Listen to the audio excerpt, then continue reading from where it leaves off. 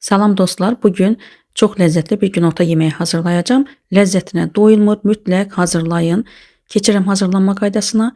400 qram un götürmüşəm və una uyğun olaraq lazımı qədər duz əlavə edirəm, bir yumurta və lazım qədər də su əlavə edirəm. Onu deyim ki, xəmir bərk olmalıdır.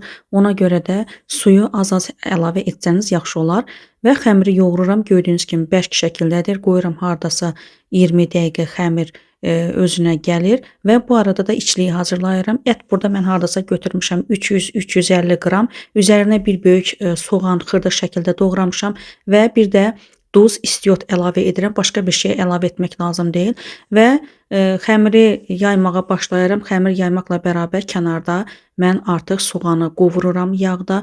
Üzərinə də duz əlavə etmişəm. 2 gündə etdim mən bu xəmirdən və xəmiri də bir 5 dəqiqə gözlətdikdən sonra başlayıram yaymağa.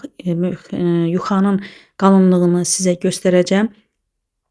Bu arada da soğanımız yaddan çıxmasın və soğanın üzərinə, qovrulmuş soğanın üzərinə duz, sarı kök əlavə edirəm. Bir də ki, üzərinə bir böyük yer kökü və 3 ədəd orta boyda kartofu kubik şəklində mən doğramışam və üzərinə əlavə edib biraz da isti su əlavə edirəm. Ağzına qapağı qoyuram, kartof yumşalana qədər bişirirəm. Bu arada da xəmirimizi görürsüz, bu qalınlıqda etmək lazımdır və bu alətdən də istifadə edib mən yumrular kəsirəm. Bu yumruların içərisinə isə içlik qoyacağam. Şəkər bura şəklində bükəcəm. Yerdə artıq qalan xəmiri isə gördüyünüz kənarlardan çıxan xəmiri yenidən əlim vasitəsilə yoğururam və hardasa 10 dəqiqə qaldıqdan sonra yumşalacaq və yenidən onu istifadə etmək olar. İçliyi qoyuram içərisinə və bu şəkildə bükürəm hamısını şəkər bura şəklində.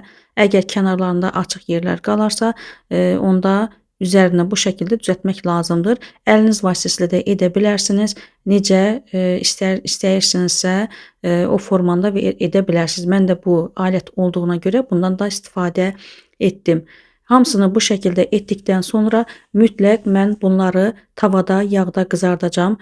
Bu şəkildə az bir yağ əlavə etməklə qızardıram. Çünki əgər xəmir şəklində yeməyin üzərinə əlavə edərəksə, onda bir-birinə yapışar və bu da heç yeyiləsi olmaz, xəmir şəklində olacaqdır.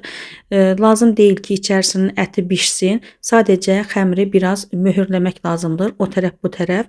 Və tam qızardıqdan sonra artıq kartof bişib, kartof bişdikdən sonra yeməyin üzərinə, yəni qazanın üzərinə əlavə edirik. Əgər yer çatmırsa biraz da yer açırıq ki, yerdə qalan həmin piraşki mi deyim, şəkərbura şəklində mi deyim, onları yerləşdiririk.